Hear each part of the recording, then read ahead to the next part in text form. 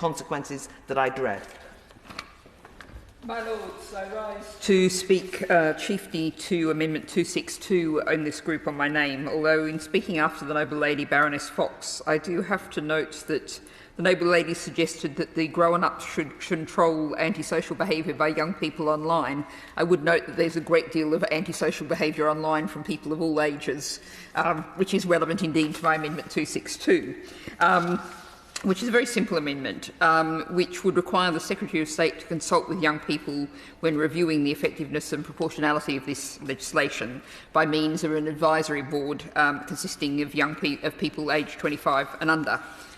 And this is an amendment that really is a sort of practical delivery of some of the discussion that we've had earlier in this committee, where we were talking about including the Declaration on the Rights of the Child in this bill.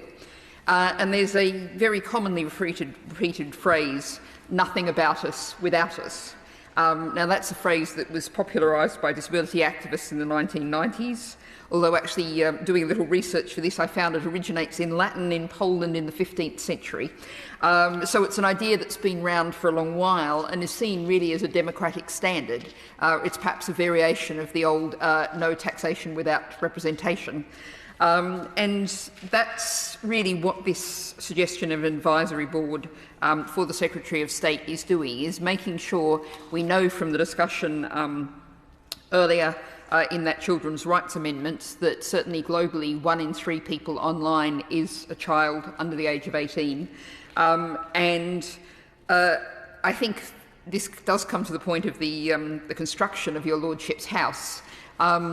We are a very long way removed in experiences and age, most of us, some of us further than others, but if we think about a 12-year-old online now,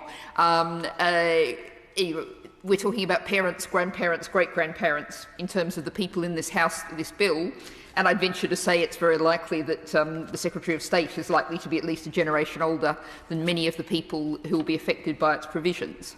So I think, this reflects something that I also did in the Health and Social Care Bill, to introduce an advisory panel directly to the Secretary of State of young people to ensure that there is a direct voice there for legislation that particularly affects young people. And we know that, of course, across the UK, in terms of elections to the other place, under 18s don't have any role, although 16 and 17-year-olds do have a role in other elections in Wales and Scotland now. So I think this is really a simple, clear, democratic step. Now, I suspect the Noble Lord the Minister might be inclined to say, oh, well, we're going to talk to charities and to adults who represent children.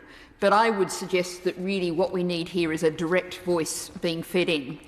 And I'd like to reflect on a recent comment piece in The Guardian, which made, I thought, a very interesting argument that there is and cannot be now or in the future any such thing actually as a digital native. Because the experience of someone who was 15, 20 years ago, yes, they already had the internet, but the internet 15, 20 years ago was a very different beast to what we have now.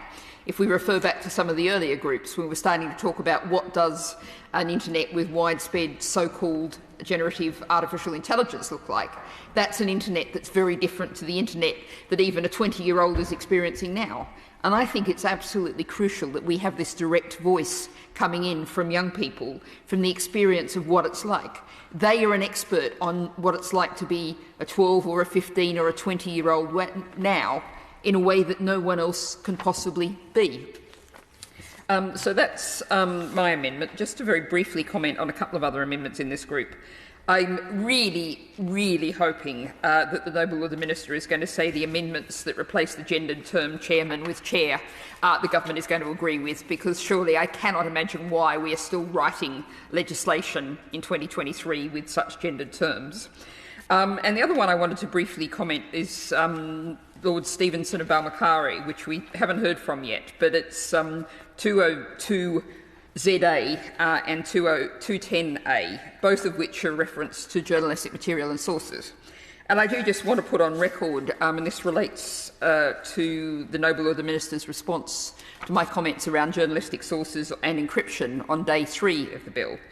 The Noble Lord the Minister then said, talking about encryption, that there is no intention or expectation that tools require to be used under this power would result in a compromising of those sources, referring to journalistic sources. Now, I've actually had a great number of journalists and representative of journalists reach out to me, particularly pointing to that term as used by the Noble Lord the Minister, and saying there's no way that if you let these algorithms, these searches, these de-encryption tools loose, that you are going to be able to say, oh, that's a bit of journalism, so the tool's not going to apply over there. This simply really doesn't add up, and I think the amendments here in this group are getting to that much broader issue, and so I look forward to hearing from the Noble Lord, Lord Stevenson, on those. This is the most miscellaneous